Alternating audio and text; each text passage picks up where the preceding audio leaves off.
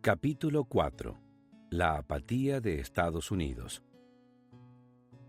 Hace casi 200 años, el profesor escocés Alexander Fraser Tytler escribió las siguientes palabras acerca de la República Ateniense, que había caído hacía más de 2000 años.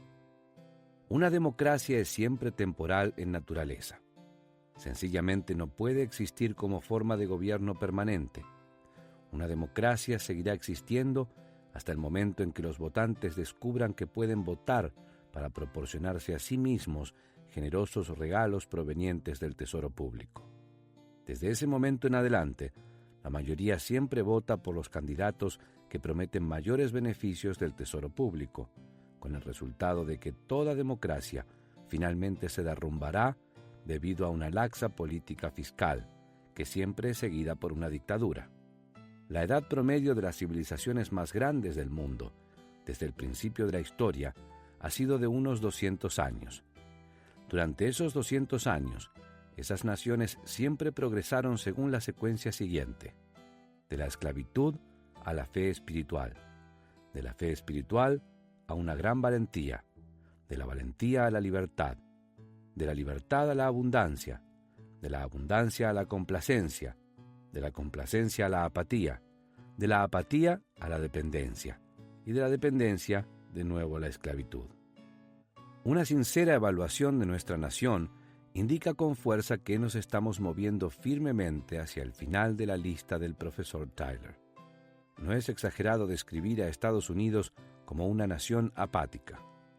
Según el diccionario Webster, apatía es el sentimiento de no tener mucha emoción o interés. La palabra está compuesta por el prefijo a, indicando sin, añadido a la raíz pathos, que significa emoción, sentimiento. Una nación apática es una nación cínica, una nación cuya gente sencillamente ya no tiene interés. Alguien ha dicho: lo hermoso sobre la apatía es que uno no tiene que esforzarse para mostrar que es sincero al respecto. En una ocasión, circuló una historia durante la presidencia de Ronald Reagan que decía que cuando él presidió una reunión del gabinete, dos facciones se enzarzaron en un rencoroso debate, una de las partes buscando información persistentemente y la otra sin querer que le molestaran. Un frustrado secretario del departamento dijo finalmente: «Señor presidente, ¿qué es peor, la ignorancia o la apatía?». Siempre capaz de disipar la tensión con un toque de frivolidad, Reagan respondió: «No lo sé y no me importa».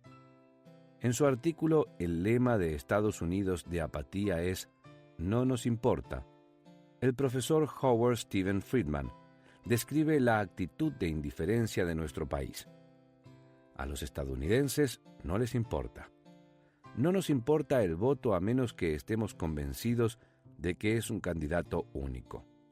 No nos importa nuestro cuidado médico, atrozmente caro y con frecuencia ineficaz, a menos que no tengamos seguro y estemos enfermos. No nos importa que la crisis económica nos haya robado a nosotros y a futuras generaciones miles de millones ilocalizables, a menos que estemos desempleados. No nos importa que se proporcionen recortes impositivos para los ricos, bajo el débil disfraz de estimular la economía, a menos que seamos ricos. No nos importa que el futuro de la clase media esté siendo ahogado por un menor apoyo a la educación, a menos que nuestros hijos sean analfabetos. No nos importan las personas sin techo y los pobres, a menos que se estén muriendo a la puerta de nuestra casa. No nos importa que nuestros índices de delito y de encarcelamiento sean inmensamente más elevados que los de otros países ricos, a menos que seamos una víctima. No nos importa la débil seguridad interna de Estados Unidos, a menos que seamos atacados. No nos importan las vidas perdidas en Irak y Afganistán, a menos que tengamos un familiar o un amigo cercano allí. No nos importa la religión, a menos que se proponga la construcción de una mezquita cerca de la zona cero. Estados Unidos es verdaderamente excepcional en su capacidad de no importarle las cosas. para ayudarnos a entender cómo nos hemos convertido en una nación marcada por la indiferencia, regresemos al comienzo de la historia de Estados Unidos. Quizá recordar la providencia y la provisión de Dios para nuestra nación moverá nuestros corazones desde la apatía hasta la gratitud. Estados Unidos y la providencia de Dios. Se negó a que le llamaran Su Majestad o Excelencia. Cuando fue elegido unánimemente como primer presidente de la nación recién constituida llamada Estados Unidos, George Washington, con su típica humildad, se quedó con Señor Presidente. También estableció otros precedentes que se han mantenido hasta la fecha.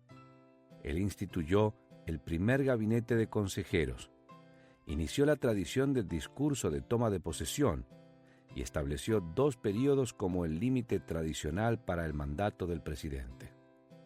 Su ascenso al liderazgo no fue totalmente una sorpresa. Provenía de una familia destacada y acomodada de Virginia. Era alto, distinguido, bien hablado y un líder por naturaleza. El Congreso Continental le pidió que dirigiera el ejército continental en una lucha en la que el ganador se queda con todo para expulsar a los británicos de las costas estadounidenses. Él soportó las frías condiciones climatológicas en Valley Forge, Pensilvania, durante el invierno de 1777-1778. Lleno de recursos limitados durante la guerra, condujo a las colonias a la victoria en 1783. 7 años después de la Declaración de Independencia. En lugar de desear el poder que podría haber reclamado fácilmente, Washington dimitió de su comisión militar y regresó a Virginia y a la vida agrícola. Fue llamado al servicio otra vez en 1787 para liderar la Convención Constitucional, el modelo sobre el cual se formaría la nueva República Democrática mediante convicción y compromiso. Y entonces sucedió lo obvio.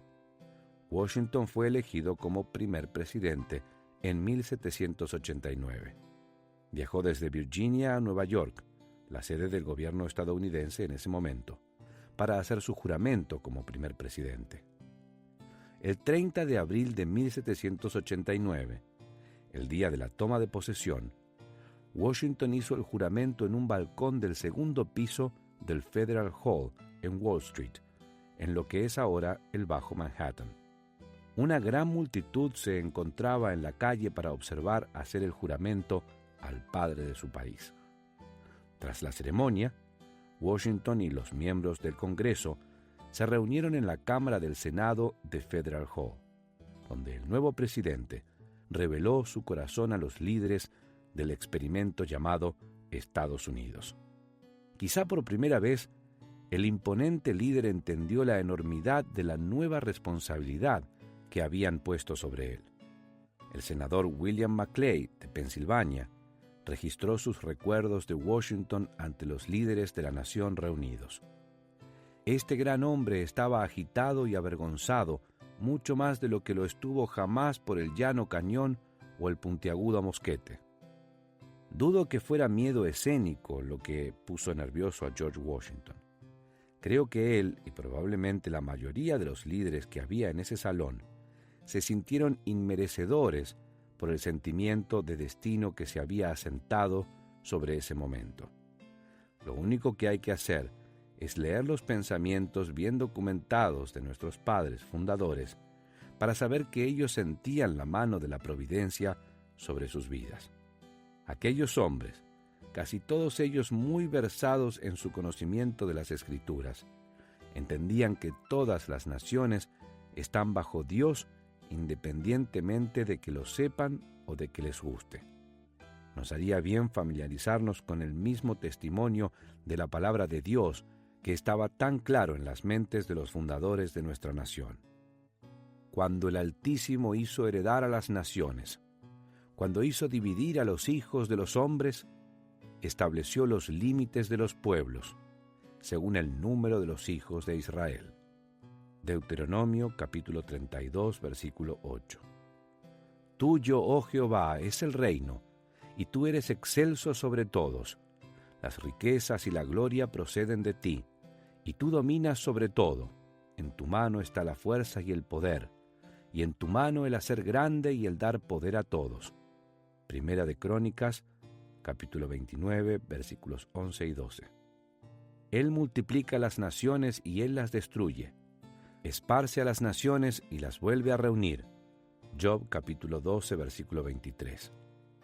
El corazón del rey es como un arroyo dirigido por el Señor, quien lo guía por donde Él quiere. Proverbios, capítulo 21, versículo 1. Él quita reyes y pone reyes. Da la sabiduría a los sabios y la ciencia a los entendidos. Daniel capítulo 2, versículo 21. El Altísimo gobierna el reino de los hombres, y que a quien Él quiere lo da, y constituye sobre él el más bajo de los hombres. Daniel capítulo 4, versículo 17. Cuyo dominio es sempiterno, y su reino por todas las edades. Todos los habitantes de la tierra son considerados como nada, y Él hace según su voluntad en el ejército del cielo y en los habitantes de la tierra, y no hay quien detenga su mano y le diga, ¿qué haces? Daniel capítulo 4, versículos 34 y 35.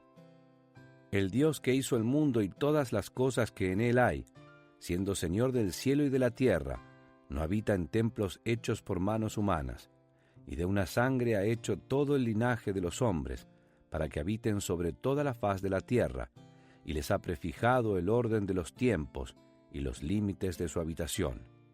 Hechos capítulo 17, versículos 24 a 26. Alguien podría preguntarse, si Dios tiene el control de las naciones, ¿por qué no son todas ellas rectas, justas, fuertes y duraderas? No es este el lugar para entrar en las complejidades de cómo la providencia y el control de Dios pueden coexistir con el libre albedrío del hombre, pero sabemos por la historia de naciones en el Antiguo Testamento que Dios permite a gobiernos descender al mal solamente hasta cierto punto antes de intervenir y derribar esa nación. John Phillips ha escrito: los gobiernos pueden ser débiles o fuertes, justos u opresivos, benevolentes o crueles, sabios o necios, pero en cada caso, Dios hace que su camino y sus propios planes avancen. Democracias y dictaduras por igual están bajo su control. Naciones vienen y van, reinos surgen y caen, imperios se extienden y se desvanecen, pero detrás de todos ellos está Dios, gobernando en los asuntos de los hombres. Desde nuestro punto de vista, puede que los hilos estén enredados, no tengan significado, haya nudos imposibles, desigualdad y maldad, pero el tapiz que Él está tejiendo es perfecto, y todas las presiones de las fuerzas satánicas y el pecado humano son gloriosamente anuladas por un Dios que es a la vez omnipotente y omnisciente. Avancemos desde el año 1789 hasta 2016, para ver cómo han cambiado las cosas en Estados Unidos. Nuestros líderes siguen manteniendo un nivel de respeto superficial por el papel de Dios en nuestra nación. Siguen diciendo, Dios bendiga a América, y en Dios confiamos, sigue siendo el lema oficial de Estados Unidos. Pero esos términos con frecuencia suenan huecos en los labios de quienes los pronuncian. Sus actos desmienten las palabras. Puede que sea solamente cuestión de tiempo para que esos cimientos tan firmemente establecidos por nuestros antepasados desaparezcan. Ya está sucediendo en algunas partes mayoritarias de la cultura. Tomemos por ejemplo la organización de noticias y medios de comunicación NBC Universal. Durante el campeonato de golf del Abierto de Estados Unidos en 2011, la NBC presentó 2 veces un segmento que mostraba a niños recitando la promesa de lealtad a Estados Unidos. En la recitación se omitieron las palabras bajo Dios e indivisible. Cuando el senador Dan Coats de Indiana, en una carta a la NBC, expresó su grave preocupación porque la NBC había editado la promesa de lealtad, la empresa admitió que fue una mala decisión tomada por un pequeño grupo de personas. Más adelante se hizo obvio que la explicación de la NBC Universal fue poco sincera. Si los líderes de la empresa realmente pensaban que esos recortes fueron una mala decisión tomada por empleados sin escrúpulos, ¿por qué hicieron los mismos cortes otra vez en 2015? En un anuncio televisivo para un próximo thriller de espías titulado, irónicamente, Lealtad, podía oírse un coro de voces recitando la promesa de lealtad y dejando fuera, una vez más, las palabras bajo Dios. Cuando los fundamentos de la devoción son destruidos, no es de extrañar que se establezca la apatía. Estados Unidos y la provisión de Dios. En 1815, el presidente James Madison proclamó: ninguna persona debiera sentir mayores obligaciones de celebrar la bondad del gran organizador de eventos del destino de las naciones que el pueblo de Estados Unidos. Y estamos en deuda con el mismo autor divino de todo don perfecto, por todos esos privilegios y ventajas, religiosas y también civiles, que disfrutamos tan abundantemente en esta tierra favorecida. Ahora, 200 años después de haberse proclamado esas palabras, es fácil sentirse desalentado, pensando que nuestra nación ha descarrilado después de haber sido establecida mediante proclamaciones tan piadosas. Aunque está claro que nuestra nación se está desviando peligrosamente, es fácil olvidar que muchas de aquellas bendiciones originales siguen intactas y seguimos siendo los beneficiarios de lo que comenzaron nuestros fundadores. A pesar de nuestros problemas profundos y graves, las bendiciones que seguimos disfrutando en Estados Unidos nos hacen ser la envidia del mundo. En su providencia, Dios ha provisto para Estados Unidos y sigue proveyendo en muchos aspectos. Considerar algunas de esas bendiciones puede ayudarnos a ver el vaso de nuestra nación medio lleno, en lugar de verlo medio vacío. La bendición de nuestros antepasados. Herbert Hoover, el 31º presidente de los Estados Unidos, dijo: nuestros padres fundadores construyeron para Estados Unidos un gobierno nuevo y distinto a todos los gobiernos del viejo mundo, mediante 3 golpes de genialidad. Ellos promulgaron una constitución escrita, establecieron una división de poderes dentro de los gobiernos federal y estatal, separando al legislativo de la judicatura y las ramas ejecutivas, y reforzaron todo esto mediante el propósito declarado de establecer un gobierno de leyes donde cada ciudadano fuera igual ante la ley. ¿Cuál fue la fuente de aquellas ideas brillantes y revolucionarias? Las escrituras judeocristianas. Moisés dio a Israel una constitución escrita. Un gobierno tripartito de profetas, sacerdotes y reyes gobernaba una nación descentralizada de 12 estados tribales. Todos eran iguales ante el trono de Dios. Los padres fundadores no pensaban que Estados Unidos era Israel o el reino de Dios, pero ciertamente reconocieron la sabiduría en el modo en que Dios gobierna y la aplicaron libremente al sistema de gobierno de Estados Unidos. La bendición de nuestra libertad.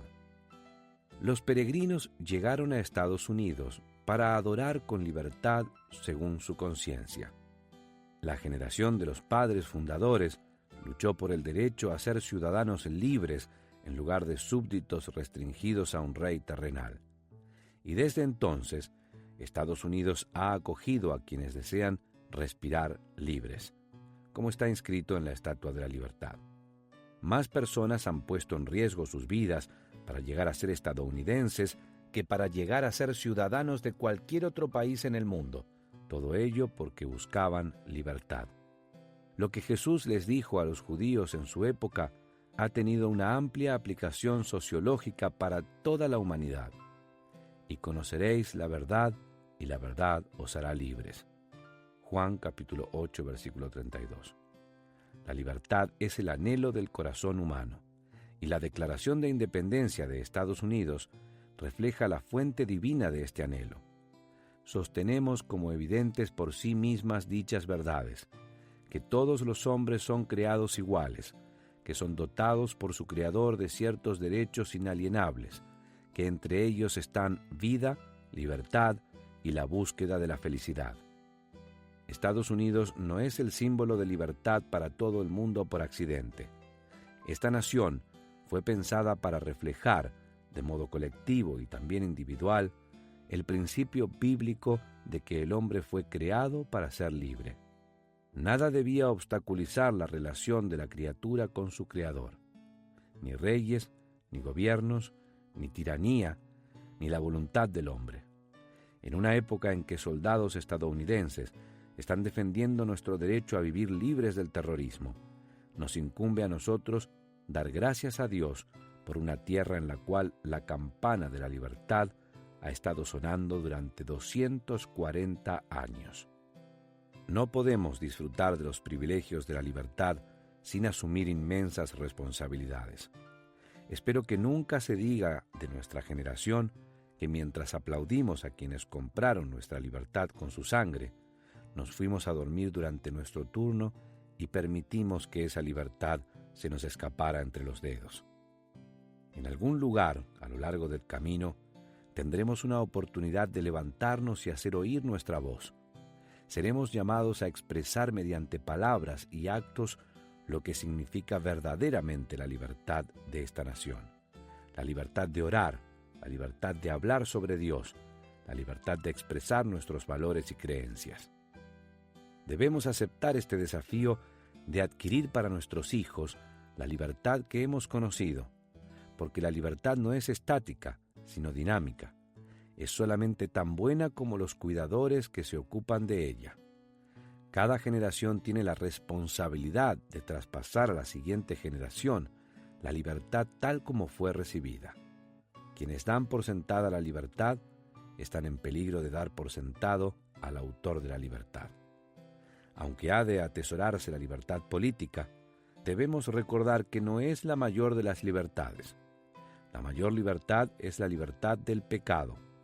Una persona puede vivir en Estados Unidos y seguir siendo esclavo del pecado.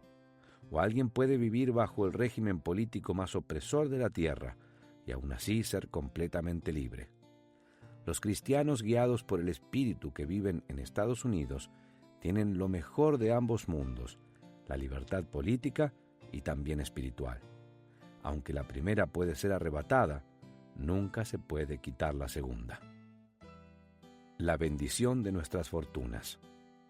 Durante casi 250 años, los estadounidenses han tenido la libertad de crear, innovar, fabricar y alcanzar logros de maneras espectaculares que han ayudado a otros tanto dentro como fuera del país.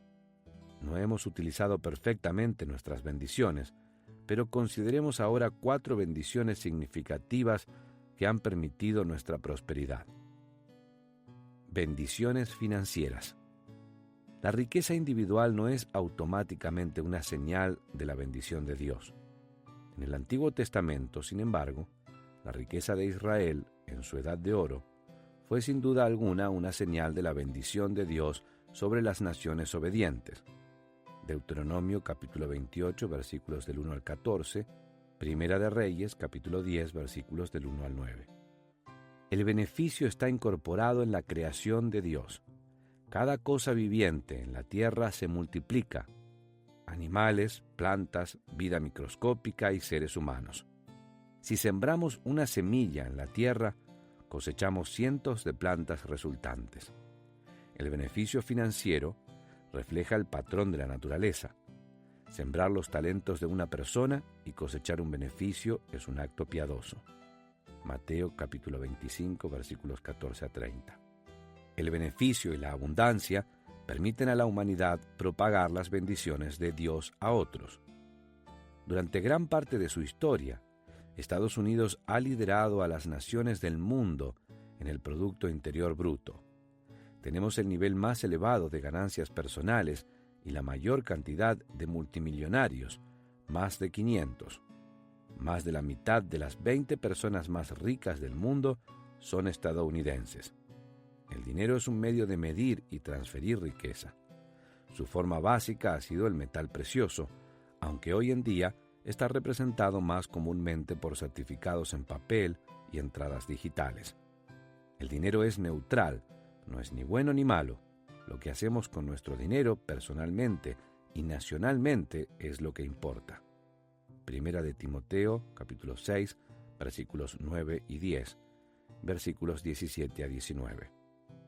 No es ninguna coincidencia que el país más rico del mundo también haya sido el país más generoso del mundo. Estados Unidos dio más de 32.000 millones de dólares en ayuda exterior en 2014, 12.000 millones de dólares más que cualquier otra nación. A nivel personal, según el Índice Mundial de Donativos, los estadounidenses estaban clasificados en primer lugar de todo el mundo, tanto en 2013 como en 2014, y en segundo lugar en 2015, en actos y donativos personales a la beneficencia. De modo que nacionalmente y personalmente, Estados Unidos tiene un historial de generosidad. ¿Qué permite a Estados Unidos dar tan generosamente? Lo mismo que permitió al rey David y a su pueblo dar tan generosamente para construir el primer templo en Jerusalén. Pues todo es tuyo y de lo recibido de tu mano te damos. Primera de Crónicas, capítulo 29, versículo 14. Las personas que dan libremente, reciben libremente.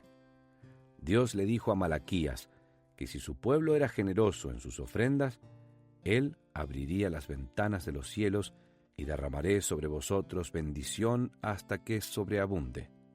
Malaquías capítulo 3, versículo 10. Todo lo que tenemos se debe a la generosidad de Dios. Si alguna vez dejáramos de ser generosos con otros, ¿podríamos esperar que Dios siguiera siendo generoso con nosotros? Bendiciones intelectuales. Aunque las universidades estadounidenses no son en ningún sentido las más antiguas, la Universidad de Bolonia fue fundada en 1088 y la Universidad de Oxford alrededor de 1096, han llegado a estar entre las mejores del mundo. Las universidades más antiguas de Estados Unidos fueron fundadas en Nueva Inglaterra en los siglos XVII y XVIII, la mayoría de ellas con un énfasis en formar a ministros del Evangelio. Al igual que el lema de la Universidad de Oxford traiciona su misión original, el Señor es mi luz. Así lo hacen los lemas de las universidades de la Liga Ivy de Estados Unidos. Harvard, verdad; Yale, luz y verdad; Princeton, bajo el poder de Dios florece; Brown, en Dios esperamos; Columbia, en tu luz veremos la luz; Dartmouth, la voz de uno que calma en el desierto. Tristemente, todas las universidades originales de Nueva Inglaterra han abandonado su enfoque centrado en el Evangelio. Pero la infraestructura educativa de Estados Unidos está intacta. Albergamos a 8 de las 10 principales universidades del mundo y a 52 de las 100 principales. Comenzando con Caltech, Stanford y MIT, Estados Unidos tiene 6 de las 10 principales universidades del mundo en investigación. Bendiciones militares. En los últimos 200 años, se han producido solamente 2 ataques importantes por parte de enemigos extranjeros en tierra estadounidense: Pearl Harbor y el 11 de septiembre. Es como si un escudo de protección se hubiera puesto rodeando esta nación. El preámbulo de la Constitución estadounidense afirma que uno de los propósitos del gobierno es proveer para la defensa común. El artículo 4, sección 4 de la Constitución afirma específicamente que Estados Unidos garantizará a cada estado en esta unión una forma de gobierno republicana y protegerá a cada uno de ellos contra la invasión. Es un requisito constitucional que el gobierno federal defienda a la nación, y es una responsabilidad que ha sido bien cumplida. Bendiciones religiosas. Según un sondeo, el 71% de los adultos estadounidenses se declaran a sí mismos cristianos. En términos de afiliación religiosa, Estados Unidos ha sido una nación cristiana por consenso desde que fue fundada, pero en la década de 1960, el término post-cristiana comenzó a aplicarse a Estados Unidos. El cristianismo seguía siendo profesado ampliamente, pero ya no era la cosmovisión directora de la cultura estadounidense. El consenso cristiano, que había dado forma a los 2 primeros siglos de la vida nacional de Estados Unidos, está esencialmente ausente en la actualidad. El lugar de la fe en el futuro de la nación es una pregunta abierta. El Centro de Investigación Pew, que ha esquematizado el cambio en la vida religiosa de Estados Unidos desde 2007 hasta 2014. Los siguientes descensos son ligeros y lentos, pero son descensos de todos modos. Protestantes evangélicos descendió en un 0,9%. Católicos descendió en un 3,1%. Protestantes tradicionales descendió en un 3,4%. El aumento de personas que no se afilian a ninguna tradición religiosa es indicativo de la secularización de la sociedad estadounidense y la marginación de la fe. Fes no cristianas aumentó en un 1,2%. No afiliados aumentó en un 6,7%. Eso no es lo mismo que decir que la fe cristiana no crecerá o no volverá a crecer de nuevo en Estados Unidos. Pero la tendencia descendente debe revertirse de modo dramático si han de continuar las bendiciones de la religión. ¿Significa esto que nuestra nación no sobrevivirá? ¿Ofrece la Biblia alguna guía con respecto al futuro de Estados Unidos? Estados Unidos y el plan de Dios.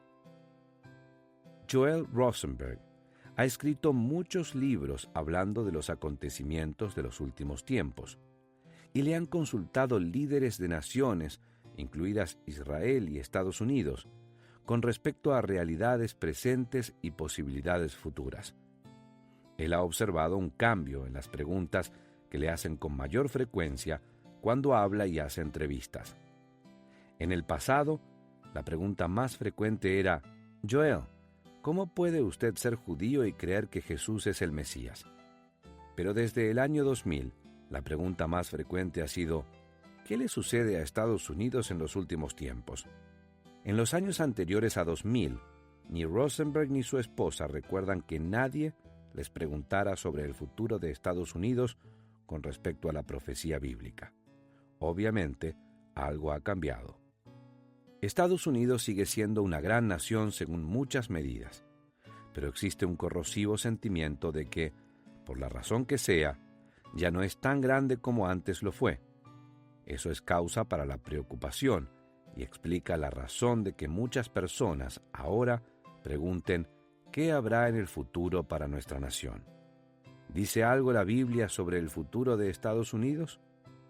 Muchas naciones modernas son ellas mismas o sus antepasados mencionadas en la Biblia. Israel, Jordán, Amón bíblica, Moab y Edom, Egipto, Sudán, Cus, Rusia, Ros, Irán, Persia, Irak, Babilonia, Europa, Imperio Romano revivido, Asia Central, Magog, Siria, Grecia, Arabia Saudí, Seba y Dedán, Libia, Put, Líbano, Tiro, Turquía. Pero, ¿qué de Estados Unidos, según Rosenberg? Lo cierto es que Estados Unidos de América sencillamente no se encuentra en ningún lugar en la Biblia. Puede que a muchos les duela escuchar esto, y puede que a muchos les resulte difícil de aceptar. Sin embargo, el hecho sigue siendo cierto. Estados Unidos nunca se menciona directamente ni es concretamente referenciada en la historia de la Biblia o en la profecía bíblica. Sencillamente no aparece. En 2008, yo saqué la misma conclusión en mi libro ¿Qué le pasa al mundo? En realidad, en la Biblia no se menciona específicamente a Estados Unidos ni a ningún otro país de América del Norte o del Sur. Dado todo lo que sabemos sobre el pasado y el presente de Estados Unidos y lo que sabemos por las Escrituras acerca de cómo se desarrollarán los acontecimientos en el futuro profético, ¿cuál es el resultado probable para Estados Unidos? A continuación, tenemos un resumen de 5 posibilidades. Estados Unidos puede ser incluida en la coalición europea. Yo creo que la llegada del anticristo conducirá a una coalición de 10 naciones que formarán una recreación moderna del antiguo Imperio Romano. Hay eruditos que esperan que esta coalición, recreada, esté centrada en Europa. Será el vehículo político del anticristo y es posible que Estados Unidos llegue a ser parte de esta coalición por razones de supervivencia o sumisión al poder y la autoridad del anticristo. Este resultado se producirá solamente si Estados Unidos se vuelve tan débil económicamente, moralmente y militarmente que no tenga voluntad o capacidad para resistir. Si eso sucede, entonces Estados Unidos recibirá el mismo juicio que Dios aplica al anticristo y a todos los que se rebelen contra la segunda venida de Cristo. Profunda destrucción. Estados Unidos puede incorporarse al sistema monetario mundial. Hemos pasado de ser la reserva de moneda del mundo y ser la mayor nación acreedora en la historia a ser la nación con más deuda del mundo. El mal uso financiero ha conducido a que tengamos 19 billones de dólares de deuda y 127 billones de dólares en pasivos no financiados. Nos hemos convertido en un estado esclavo, esclavizado a aquellos de quienes hemos tomado prestado. Eventualmente se debe pagar la factura. Ninguna nación puede vivir para siempre con dinero prestado. Si la incapacidad de Estados Unidos para devolver sus billones de dólares de deuda nos deja tan debilitados como para ser absorbidos en el nuevo orden mundial y su economía global, la nación inevitablemente perderá su soberanía y su identidad independiente. Estados Unidos puede ser invadida por fuerzas externas. Hubo un tiempo en que la idea de que Estados Unidos fuera atacado no tenía sentido. Estados Unidos reforzó sus formidables defensas desarrollando capacidad nuclear y utilizándola 2 veces contra Japón en 1945. Pero en la actualidad, otras 8 naciones poseen capacidad nuclear: Rusia, Reino Unido, Francia, China, India, Pakistán, Corea del Norte e Israel. Esta proliferación de armas nucleares, junto con las bombas de pulso electromagnético, EMP, que pueden interrumpir las comunicaciones en una gran zona, y los ciberataques a grandes sistemas informáticos que controlan la electricidad, los transportes, las estaciones nucleares y los edificios públicos, han cambiado la naturaleza de la guerra. El 11 de septiembre de 2001 fue una llamada de atención para Estados Unidos.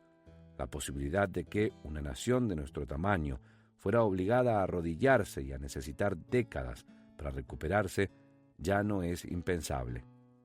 Un ataque así podría debilitar gravemente la posición de Estados Unidos en el mundo.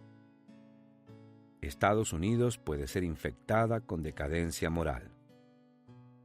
Muchas ilustraciones en las Escrituras nos advierten que incluso un Dios paciente no luchará para siempre con los hombres. Si ignoramos las instrucciones divinas, no podemos esperar la bendición de Dios. El libro de Jueces es un recordatorio de 21 capítulos de que Dios no será burlado. Este libro registra el ciclo de 4 partes que es tan común en la historia de Israel: rebelión, retribución, arrepentimiento y restauración, que ocurrió 13 veces en ese breve periodo de la vida de Israel. La nación se negó tercamente a aprender. El estado de nuestra nación es parecido y se ha expresado popularmente de la siguiente manera: Estados Unidos se revuelca en lujos, se goza en los excesos, juguetea en el placer, se tambalea por la borrachera, se revela en la moralidad y se pudre en el pecado. Estados Unidos ha rechazado al Dios de su juventud y en su lugar ha levantado los ídolos hechos con sus propias manos. Hemos programado que Dios salga de nuestras escuelas, nuestro gobierno, nuestros hogares e incluso de nuestras iglesias. Cuando comienza la espiral descendiente, se hace muy difícil salir de ella. Mi compañero en el seminario, Erwin Lutzer, pastor emérito de la iglesia Moody de Chicago, nos muestra cuán rápidamente puede regresar la apatía después de un período de avivamiento. Cuando se produjeron los ataques terroristas del 11 de septiembre, había carteles de God Bless America por todas partes, incluso en las marquesinas de tiendas porno. Todo el mundo pensaba que sin duda se podía confiar en que Dios se pondría de nuestro lado en esta guerra contra el terror. Pero cuando nuestra nación volvió a sentirse segura, Dios volvió a ser apartado. La asistencia a las iglesias disminuyó y el supuesto muro de separación entre iglesia y Estado se levantó un poco más alto. El Dios de la Biblia no tolerará para siempre la idolatría y el ser apartado. Él soporta con misericordia el rechazo y los insultos, pero en algún punto podría decidir poner de rodillas a una nación con una grave disciplina. Estados Unidos puede ser incapacitada debido al rapto. Imaginemos lo que le sucedería a la moralidad y la salud espiritual de Estados Unidos si la verdadera iglesia de su Jesucristo se desvaneciera repentinamente. No sabemos cuántos cristianos verdaderos desaparecerían, desde luego, pero los cálculos sugieren que la población estadounidense podría verse reducida hasta un 70%. Más devastador que esa cifra sería la ausencia del Espíritu Santo, quien capacita a los cristianos para ser sal y luz en la sociedad. Mateo capítulo 5, versículos 13 a 16.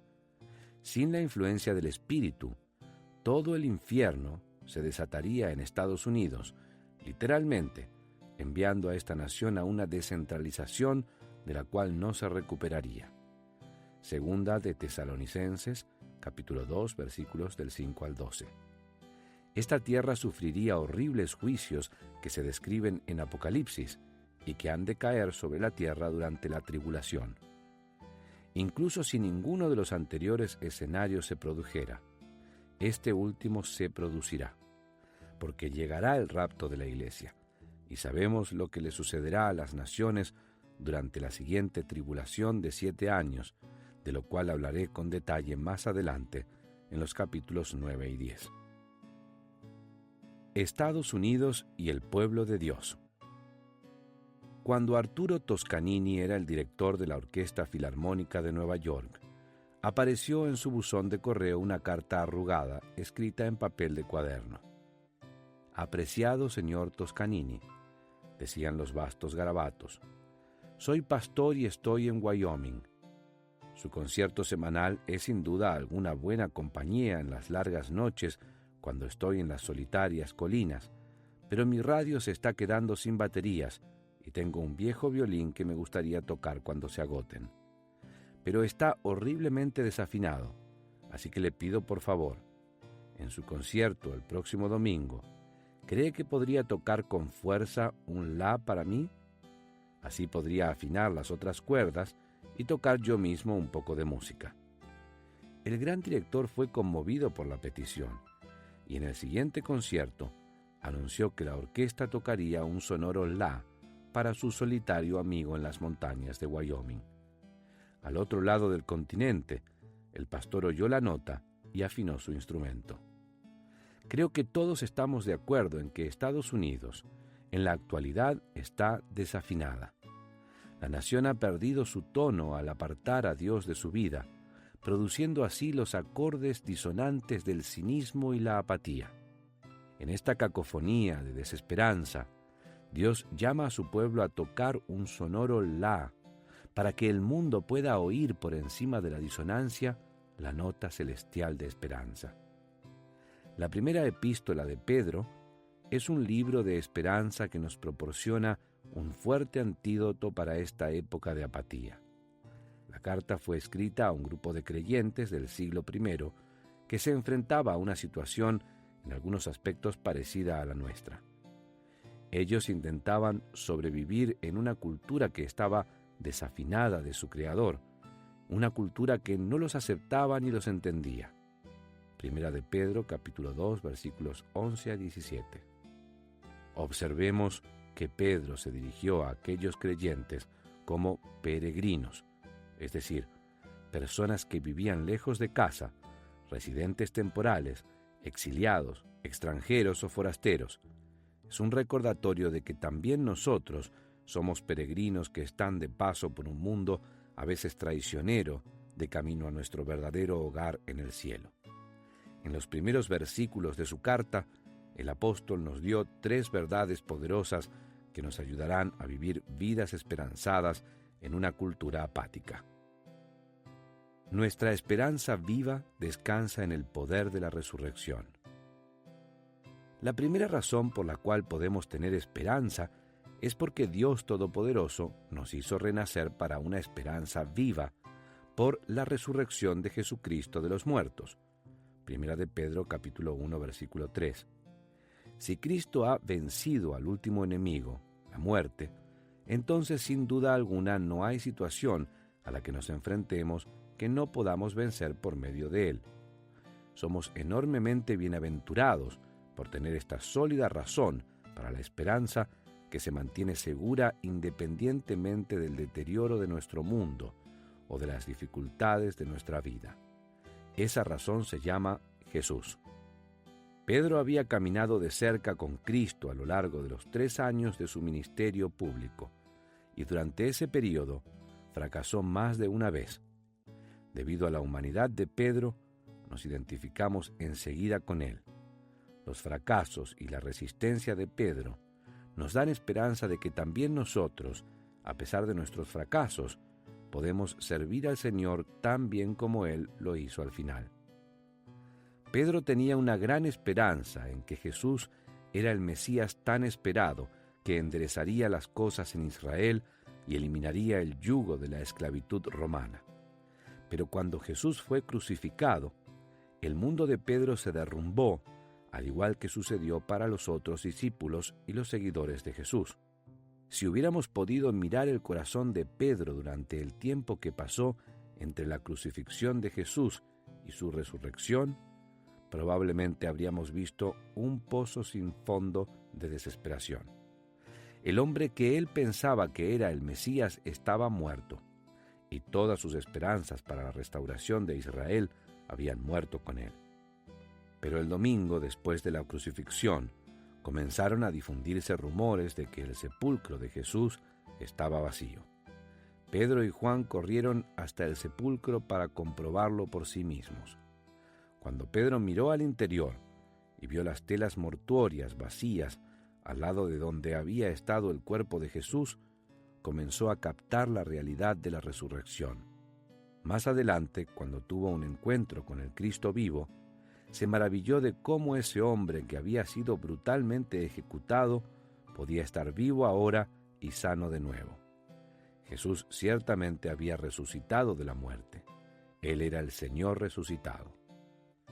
Es ese trasfondo el que mencionó Pedro cuando escribió a aquellos primeros cristianos que sufrían por su fe.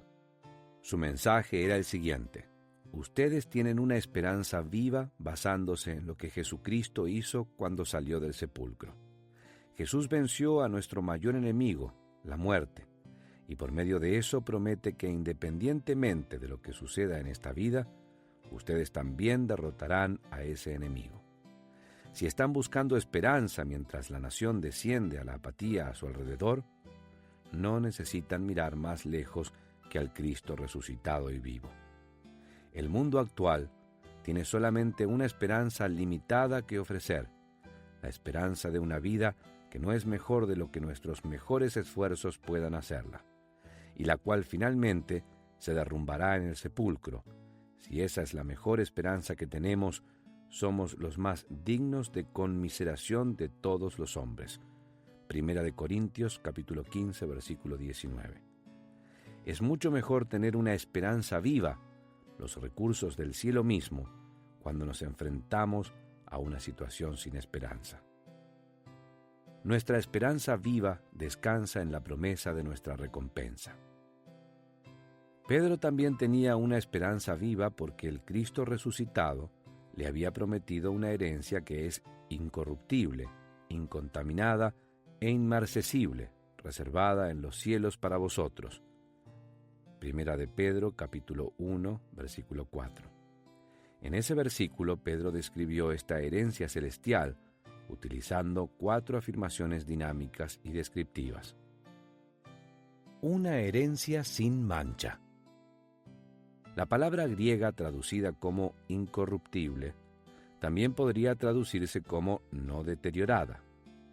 En la época en que Pedro escribió esta carta, los romanos con frecuencia enviaban a grupos merodeadores a zonas de Palestina ocupadas por judíos. Como conquistadores que se llevan los despojos de la guerra, robaban todo lo que tenía valor y dejaban un rastro de devastación. Deterioraban a sus víctimas indefensas. Los judíos de esa región vivían en terror constante, sabiendo que ellos podían invadir en cualquier momento. Pedro recordó a los creyentes que llegaría un día en que ellos recibirían una recompensa que nunca más podría ser robada ni deteriorada. John Newton, el reformador libertino que llegó a ser un gran predicador, una vez visitó a una mujer cuyas propiedades terrenales acababan de ser destruidas en un incendio. Newton, quien escribió nuestro famoso himno Sublime Gracia, era conocido por sus caminos poco ortodoxos. Se acercó a la presencia de la mujer sufriente y dijo: «Señora, le doy alegría». La mirada que ella lanzó a Newton podría haberlo traspasado. «¿Cómo? Acabo de perder todo lo que poseía, ¿y usted me da alegría?». Con una tierna compasión, Newton respondió: «Le doy la alegría de que tiene usted un tesoro al que no pueden alcanzar las llamas, que tiene una sustancia mejor y más duradera en el cielo, que tiene usted una herencia incorruptible». Una herencia incontaminada. Cuando una nación se desvía hacia la apatía, también se desvía hacia una indulgencia de los apetitos sin restricciones. Lo vemos a nuestro alrededor. Nuestro entretenimiento, la Internet y los medios de comunicación están saturados de atracciones hacia actividades que contaminan nuestros cuerpos y nuestras almas. Pero Pedro nos dijo que la herencia que Dios ofrece por medio de Cristo no está manchada. Es santa, pura y limpia. Es incontaminada. En la tierra a la cual pertenecen los creyentes no habrá más maldad. El apóstol Juan escribió del cielo: «No entrará en ella ninguna cosa inmunda, o que hace abominación y mentira, sino solamente los que están inscritos en el libro de la vida del Cordero». Apocalipsis capítulo 21, versículo 27. Una herencia imperecedera. Jesús describió nuestro mundo caído como un lugar donde la polilla y el orín corrompen, y donde ladrones minan y hurtan. Mateo capítulo 6, versículo 19. Al vivir en un mundo así, donde todo tiende a degenerarse y desvanecerse, anhelamos permanencia, durabilidad, solidez eterna. Pero en el cielo, donde está nuestra recompensa, Pedro nos dijo que nada se desvanecerá. No hay polilla ni orín que pueda tocarlo. Ningún ladrón puede entrar y robarlo. Las cosas de Dios en el cielo son cosas que nunca mueren y nunca se desvanecen. Una herencia sin oposición. ¿Cuántas historias en las noticias ha leído o películas ha visto en las que miembros de la familia de una persona fallecida intentan abrir el testamento y robar la fortuna para sí mismos? Nuestra herencia está reservada en el cielo específicamente para nosotros mediante un testamento que no puede abrirse.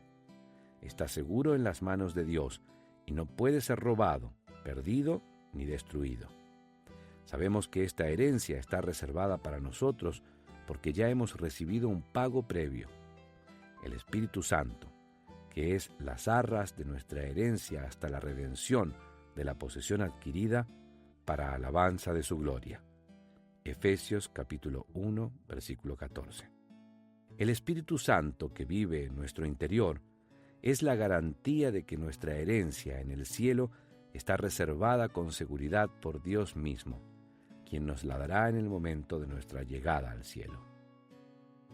Nuestra esperanza viva descansa en nuestra protección hasta el regreso de Cristo. Pedro nos dijo que mientras esperemos el momento en que recibiremos la herencia prometida, somos guardados por el poder de Dios mediante la fe, para alcanzar la salvación que está preparada para ser manifestada en el tiempo postrero. Primera de Pedro, capítulo 1, versículo 5. En el versículo 4 se utiliza un intrigante contrapunto verbal que dice que nuestra herencia está reservada para nosotros. En el versículo 5 nosotros estamos reservados para nuestra herencia en el cielo. Aquí Pedro nos aseguró con firmeza de que el mismo Dios que está guardando la herencia en el cielo, también guarda a su pueblo para la herencia. Dios no solo protege nuestra recompensa allí, sino que también nos protege aquí, asegurándonos con su promesa absoluta e inmutable que la recompensa y quien hereda se mantendrán seguros e intactos hasta el día en que se unan. La esperanza del cielo es lo que motivaba a los primeros cristianos a vivir vidas optimistas y piadosas. También les permitía llevar una vida tranquila y respetuosa, amando a su prójimo y honrando a las autoridades gobernantes. La epístola de Diognetus, escrita en el siglo II después de Cristo, proporciona una inspiradora ilustración de su estilo de vida. La carta fue escrita por un oficial del gobierno romano que era incrédulo y había estado observando a los cristianos que populaban su territorio. En su carta a Diognetus, intentó explicar lo que hacían aquellos cristianos. Los cristianos no destacan del resto de la humanidad por su país, por su conversación o por sus costumbres. Viven en ciudades tanto griegas como bárbaras, cada uno según su suerte, y siguen las costumbres de la región en cuanto a vestimenta y comida, y en las cosas externas de la vida en general. Sin embargo, manifiestan el maravilloso carácter abiertamente paradójico de su propio estado. Habitan las tierras de su nacimiento, pero como residentes temporales de ellas. Cumplen con su parte de todas sus responsabilidades como ciudadanos y soportan todas las discapacidades como forasteros. Cada tierra extranjera es su tierra natal, y cada tierra natal una tierra extranjera. Pasan sus días en la tierra, pero su ciudadanía está en el cielo. Esta carta no solo dibuja una imagen magnífica de la ciudadanía cristiana ideal. El hecho de que fuera escrita por un pagano muestra el potente efecto del ejemplo cristiano. Daniel Webster dijo: «Lo que hace a los hombres ser buenos cristianos, también los hace ser buenos ciudadanos. Como cristianos, tenemos una responsabilidad ante nuestra nación y ante Dios, y no debemos atrevernos a ignorar ninguna de ellas». ¿Cuáles son las responsabilidades específicas que tienen los cristianos con respecto a su nación? El Nuevo Testamento enumera al menos 4. Orar por nuestros líderes. Es demasiado fácil quejarse por quienes están en autoridad sobre nosotros, ya sean oficiales del gobierno, líderes civiles o supervisores. Pero Pablo nos dijo que oráramos por estos líderes. Exhorto ante todo a que se hagan rogativas, oraciones, peticiones y acciones de gracia, por todos los hombres, por los reyes y por todos los que están en eminencia, para que vivamos quieta y reposadamente en toda piedad y honestidad, porque esto es bueno y agradable delante de Dios, nuestro Salvador. Primera de Timoteo, capítulo 2, versículos 1 al 3. En otra de sus epístolas, Pablo escribió que deberíamos honrar a quienes están en la autoridad. Romanos capítulo 13, versículo 7. Si cree que es difícil honrar y orar por algunos de nuestros líderes en el gobierno actualmente, recuerde que Pablo escribió estas palabras durante el reinado de Nerón, el primero y más cruel perseguidor de los cristianos.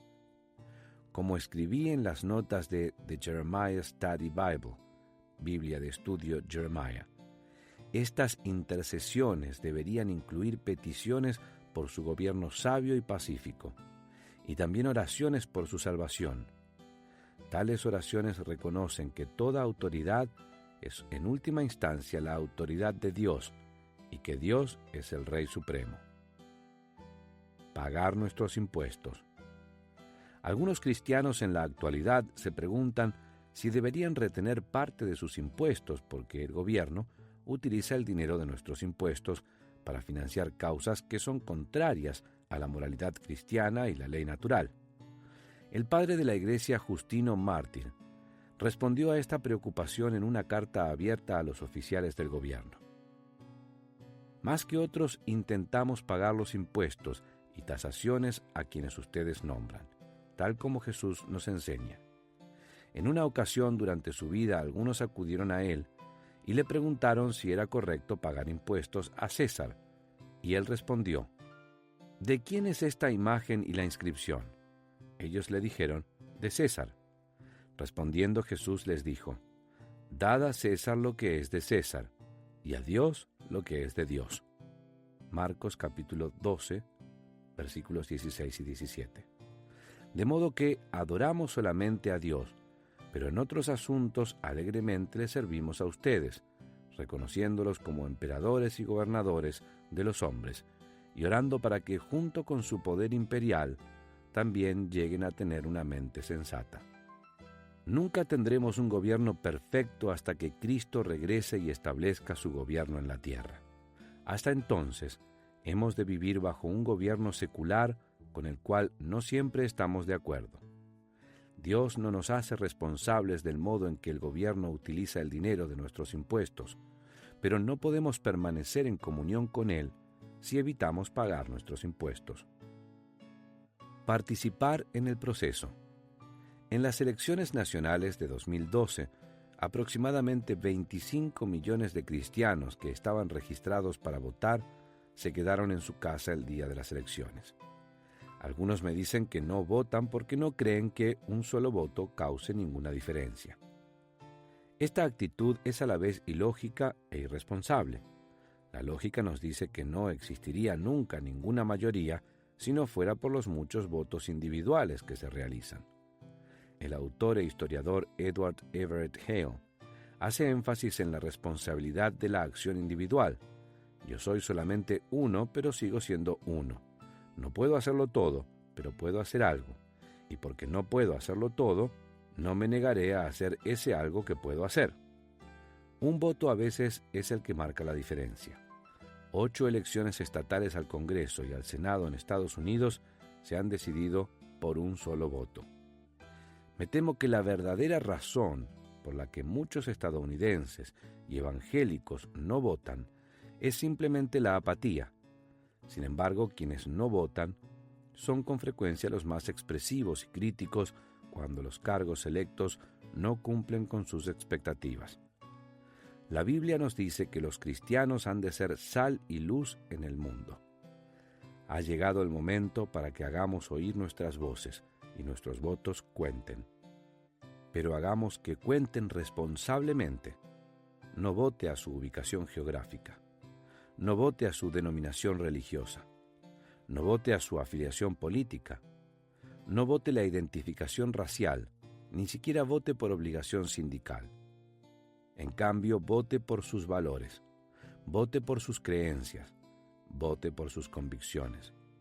Si los candidatos quieren su voto, deje que se lo ganen a la manera tradicional. Deje que hagan compromisos con sus valores y hágales saber que tiene intención de hacerles rendir cuentas. Es mi responsabilidad, y la de usted, participar en el proceso. Si no actuamos pronto, puede que sea demasiado tarde. Permita que las siguientes palabras de Martin Niemöller, un pastor que vivió durante el régimen nazi en Alemania, cimenten en su corazón y su mente la importancia de su participación. Primero llegaron en busca de los comunistas, y yo no levanté mi voz porque no era comunista. Después llegaron en busca de los judíos, y yo no levanté mi voz porque no era judío. Entonces llegaron en busca de los sindicalistas, y yo no levanté mi voz porque no era sindicalista. Más tarde llegaron en busca de los católicos, y yo no levanté mi voz porque era protestante. Y entonces llegaron a buscarme a mí, y en ese momento ya no quedaba nadie que levantara la voz. Persevere en la carrera. Los griegos tenían una carrera en sus Juegos Olímpicos que era verdaderamente única. El premio no lo recibía el corredor que meramente llegaba en primer lugar, sino el corredor que terminaba primero con su antorcha aún encendida. Es una metáfora bastante buena de la vida cristiana, ¿verdad? Se trata de terminar la carrera con su antorcha aún encendida, con su influencia aún intacta y su testimonio aún fuerte. Para seguir la carrera cristiana, necesitamos perseverar. Hebreos capítulo 10, versículo 36. Randy Alcorn escribe: somos llamados a una vida de paciencia capacitada por Cristo y acompañada por la acción de gracias gozosa. La perseverancia requiere paciencia, porque la recompensa por las buenas decisiones del presente llegará, pero puede que pasen meses o años desde ahora, o que no llegue hasta que dejemos este mundo. ¿Cómo han de perseverar los cristianos en una nación que está en una espiral descendente hacia la apatía?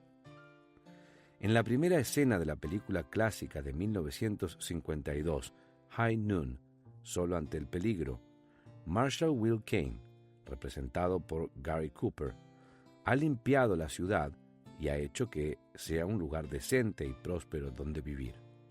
Ahora se retira para casarse, dejar la ciudad y emprender una nueva vida como tendero. Pero inmediatamente después de su boda, llegan noticias sorprendentes.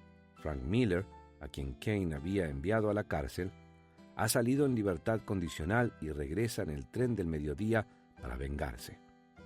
Kane sabe que si se va ahora, Miller hará que la ciudad regrese a sus viejos caminos depravados y sin ley, y decide posponer su luna de miel el tiempo suficiente para terminar con Miller y su pandilla. Pero cuando intenta reunir un pelotón, cada uno de los hombres a los que se acerca encuentra una excusa para no involucrarse. Incluso cuando intenta lograrlo en la iglesia, ninguno de los ciudadanos a los que ha protegido quiere unirse a él para librar a la ciudad de la maldad que la amenaza. ¿Es la apatía de la ciudad de Kane lo que estamos viendo en la actualidad en Estados Unidos? ¿Nos ha conducido nuestra prosperidad a tal indulgencia que ya no estamos dispuestos a dejar nuestros placeres el tiempo suficiente para proteger y sanar a la nación por la que otros se sacrificaron? Incluso si Estados Unidos ha llegado a ese punto, nosotros los cristianos debemos levantarnos por encima de la apatía que nos rodea y, al igual que Kane, hacer frente nosotros solos a nuestra obligación. Debemos recordar que nuestra esperanza no depende de la supervivencia de nuestra nación, sino de nuestra herencia prometida en los cielos. Si somos diligentes para reflejar esa esperanza a nuestro prójimo, puede que descubramos que es demasiado pronto para descartar a Estados Unidos. Incluso si el cristianismo se convierte en una minoría, debemos recordar que solamente 10 hombres justos habrían salvado la ciudad de Sodoma. Sé que Dios está preparado para hacer por Estados Unidos lo que prometió a Salomón que haría por Israel. Si se humillare mi pueblo, sobre el cual mi nombre es invocado, y oraren, y buscaren mi rostro, y se convirtieren de sus malos caminos, entonces yo oiré desde los cielos, y perdonaré sus pecados, y sanaré su tierra. Segunda de Crónicas, capítulo 7, versículo 14. Los cristianos bien podríamos ser el timón que saque al buque de Estados Unidos de las aguas calmadas de la apatía y lo dirija hacia la seguridad del compromiso.